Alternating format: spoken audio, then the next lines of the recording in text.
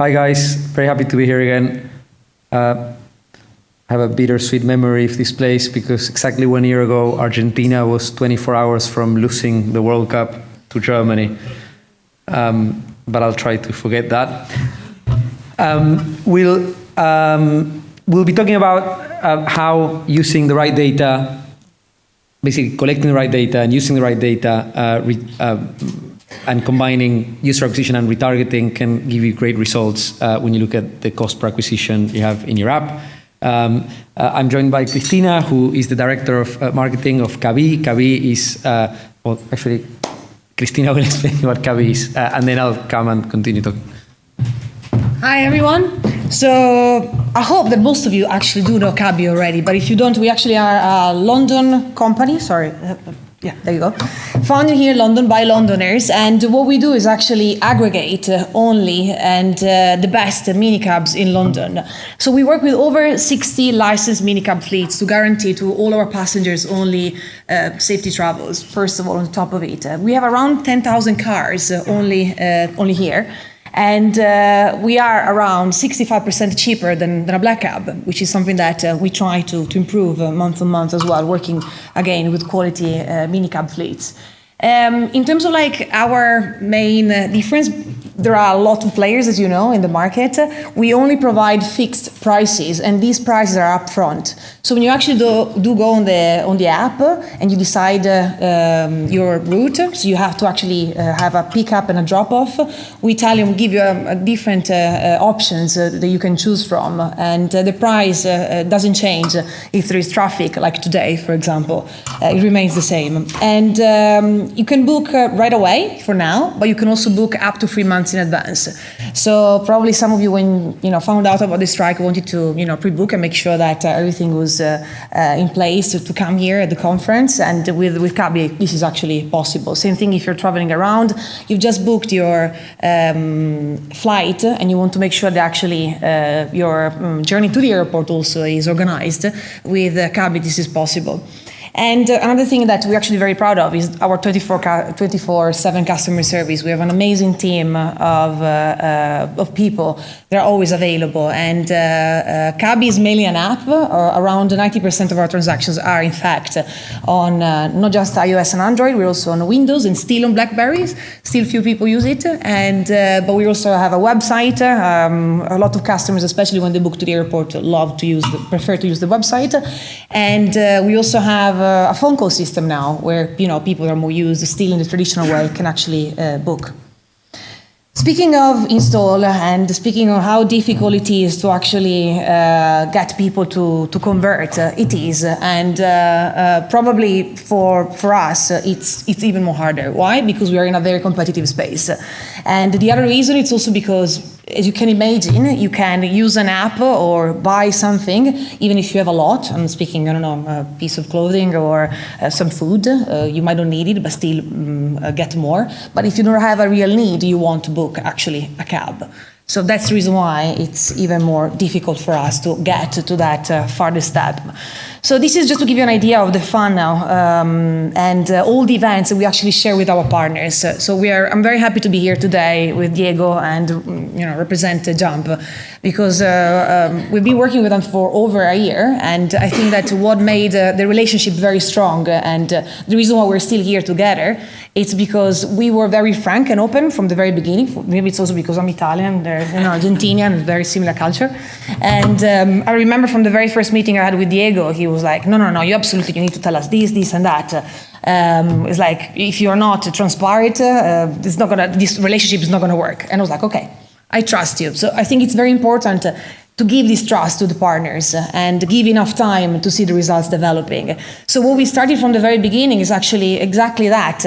Tell them what were the most important events for us, and get to the most important, which is the booking. It's not really about install for us. There are a lot of things that our customers need to go through before actually that booking takes place. And the only way Jump could optimize our activity was for us to be transparent and actually tell them exactly what were the events happening. So Besides the events, in order to get to the objectives that we have and absolutely drive the main KPIs, we also share cost per acquisition, as you can imagine, customer lifetime value, which is absolutely number one KPI for us, average transaction value, which is very important as we focus a lot on airport journeys, especially, the amount of customers that we acquire monthly, and then retention. And again, Diego's going to speak more about the activities that we have done, but for us, retention and really getting in touch with customers straight away after the first booking, it's been vital. And we've been investing a lot to make sure that actually retention is on the top of our marketing budget. So what I'm going to do, I'm going to leave the stand here to Diego, who's going to speak more about some of the campaigns that we run with them and how important it is to be transparent when you work with partners. Thank you. Thanks. Sorry, I'm drinking my refreshing Jamp water.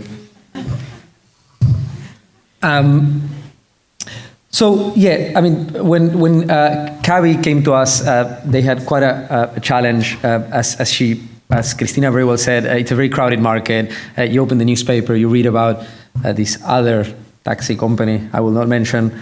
They're in the news every day. There's a bunch of competitors here in London. It's a competitive space.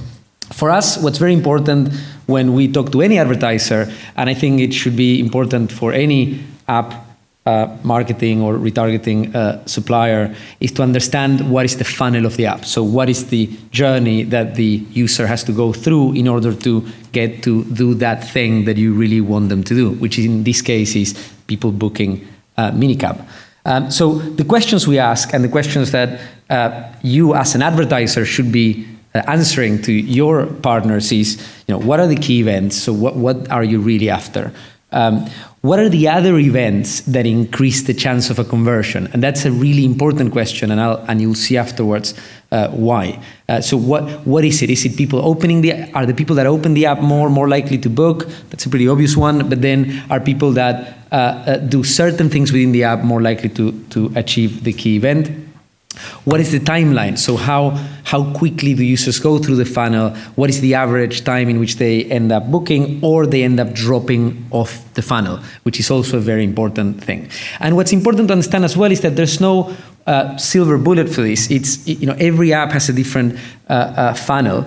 This is the usage funnel of my son with the Just Eat app. So he gets the phone, then puts it in his mouth, then eats the phone. Every app is different how people use it, and it's very important to get familiar with how the users use that particular app. So let's look at some data and see what we found out when we were running the Cabbie campaigns. We've left out some numbers, but you'll see the trends.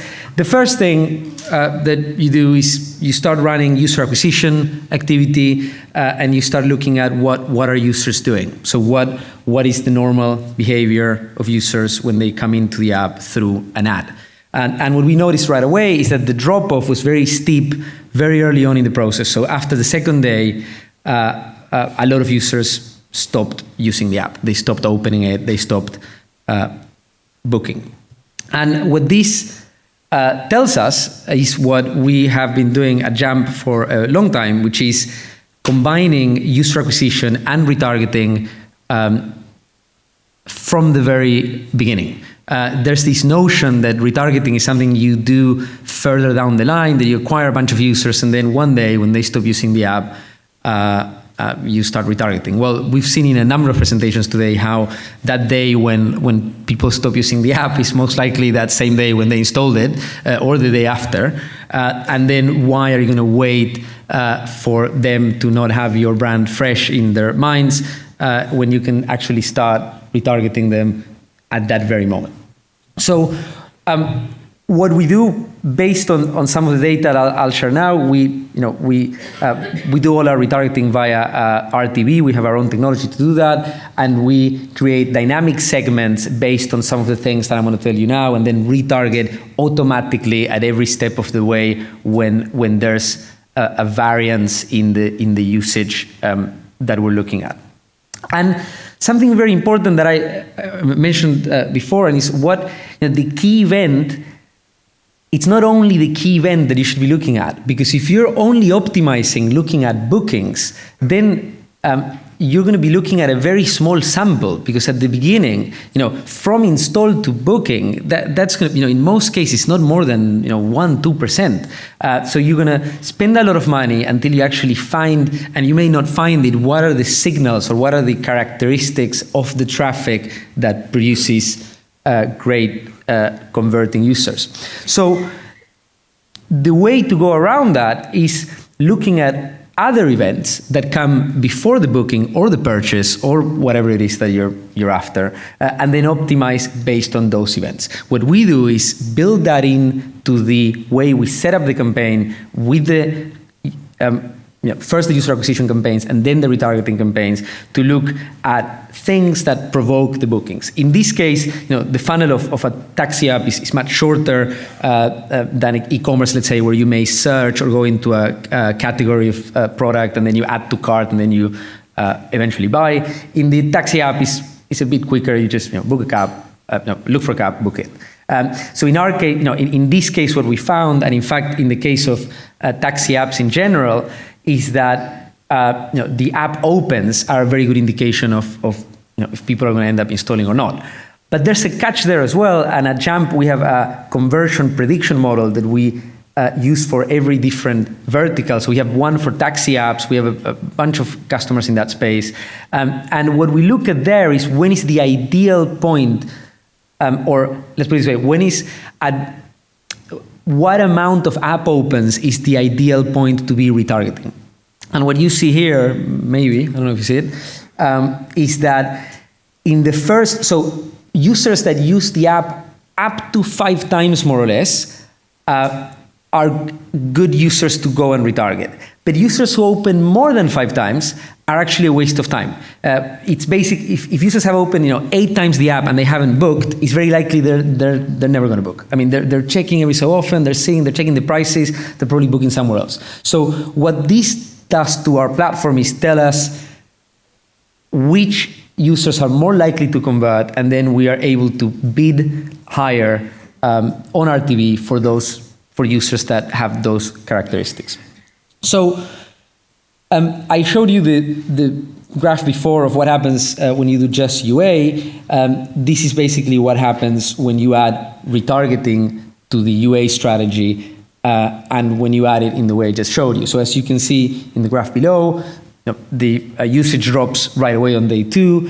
When you add retargeting, there is a decline obviously, but that decline is a lot less steep and a lot more gradual, which is what you're looking for. Now, one thing you have to understand, and this is something we struggle sometimes with partners that are mostly used to working with ad networks, is that this learning takes time. It's difficult to learn how to optimize to drive engagement very quickly, because you need sample for that. You need data, and to have good data, you need a relevant enough sample. And this is an example of how month on month we improved how many app opens. So basically optimizing installs with opens first, and then simultaneously optimizing for bookings out of the installs. And again, you can see month on month, these numbers are from Cabbie, how we improved the booking rate of their app. So I hope you learned something with this. Our main learnings when we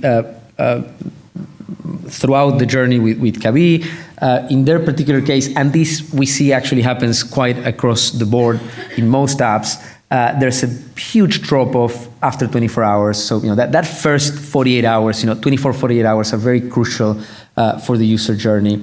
Retargeting not only works, but also has a lasting effect on the usage. It's almost like if those users that you lose, those users that you get first, they're more likely to drop. But if you get them back in, it's very likely they're going to stick around. And that's what we see when we do retargeting with UA. And then definitely combining both things is the most cost-effective way of doing user acquisition. And we have a lot of data for this. We do it with most of our customers, and it's something that they see very soon after they start combining user acquisition and retargeting from day one, they can see a very good result. And here is, again, not the actual numbers, but you see the trend. This is measuring CPA and then acquisition and retargeting, and how basically CPA went down by almost 50%, CPA being cost per first booking in the case of cabs. And yeah, that's it. Maybe, Christina, you want to say something else? But that's for me. And by the way, Yes. Christina has a discount voucher for you. No, I've heard of another company giving something, but just to let you know that yes, you can use Home 10. This is for all new Cabbie customers. We're very welcome to invite you all to use £10 for your first booking. You just need to go. It's available on iOS, Android, and the app as well. Just sign up, insert the code on the balance, and you're gonna have £10 off from Cabbie. So enjoy your return.